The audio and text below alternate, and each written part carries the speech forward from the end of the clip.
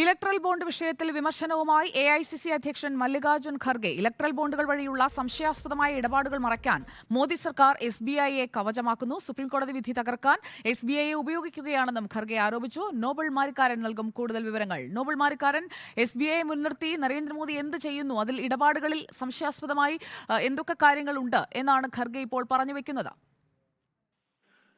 സുധിയായി electoral ബോണ്ടുമായി ബന്ധപ്പെട്ട വിശദാംശങ്ങൾ നൽകുന്നതിന് ജൂൺ 30 വരെ സമയം വേണം എന്നാണ് എസ്.ബി.ഐ ഇപ്പോൾ ആവശ്യപ്പെട്ടിരിക്കുന്നത്. ഇതിൽ പ്രധാനമായും എസ്.ബി.ഐ പറയുന്നത് ഈ 3 ആഴ്ച കൊണ്ട്, നിലവിൽ 3 ആഴ്ച സമയമാണ് ഇത് നൽകിയിരിക്കുന്നത്. ഈ സമയം കൊണ്ട് അതായത് 12,000-ലധികം വരുന്ന 22,217 ഇലക്ട്രൽ ബോണ്ടുകളാണ് വിതരണം ചെയ്തിരിക്കുന്നത്. ഇതുമായി ബന്ധപ്പെട്ട വിശദാംശങ്ങൾ നൽകാൻ 3 ആഴ്ച മതിയാകില്ല എന്ന ഒരു നിലപാടാണ് എസ്.ബി.ഐക്കുള്ളത്. ഇതാണ് ഇപ്പോൾ വലിയ വിമർശനത്തിന് വഴിവെച്ചിരിക്കുന്നത്. പ്രതിപക്ഷ പാർട്ടികൾ ഒന്നടങ്കം ഈ വിഷയത്തിൽ പ്രതിഷേധവുമായി രംഗത്ത് വന്നിരിക്കുന്ന ഒരു കാഴ്ചയാണ് കാണാൻ കഴിയുന്നത്. മല്ലികാർജ്ജുൻ ഖാർഗെ വ്യക്തമാക്കുന്നത് ഇതുമായി ബന്ധപ്പെട്ടുകൊണ്ട് പ്രധാനമായും ഈ വിശദാംശങ്ങൾ മറച്ചുവെക്കാൻ എസ്.ബി.ഐയെ കവചമാക്കുന്നു എന്നൊരു ആരോപണമാണ് അദ്ദേഹം മുന്നോട്ട് വെച്ചിരിക്കുന്നത്. അതോടൊപ്പം തന്നെ CPM-ന്റെ ഭാഗത്തുനിന്ന് ഉൾപ്പെടെ ഈ വിഷയത്തിൽ പ്രതികരണങ്ങൾ വരുന്നുണ്ട്. അതായത് CPM general secretary Sitaram Yechury വ്യക്തമാക്കുന്നത് ഇത് ആശങ്കയുണ്ടാക്കുന്ന തീരുമാനമാണ് എസ്.ബി.ഐയുടെ ഭാഗത്ത് ഉണ്ടായിരിക്കുന്നത് എന്നാണ്.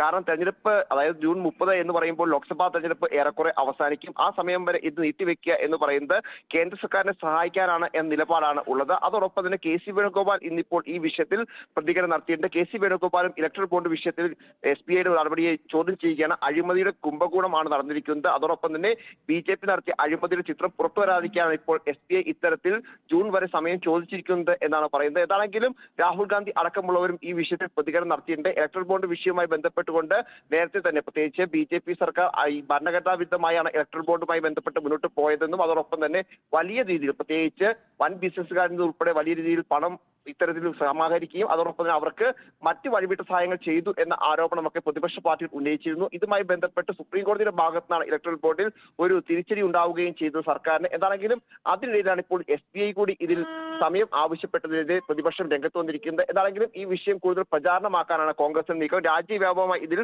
പ്രതിഷേധം നടത്തും എന്നാണ് ഇപ്പോൾ KC വേണുഗോപാൽ വ്യക്തമാക്കിയിരിക്കുന്നത്. സുജയ.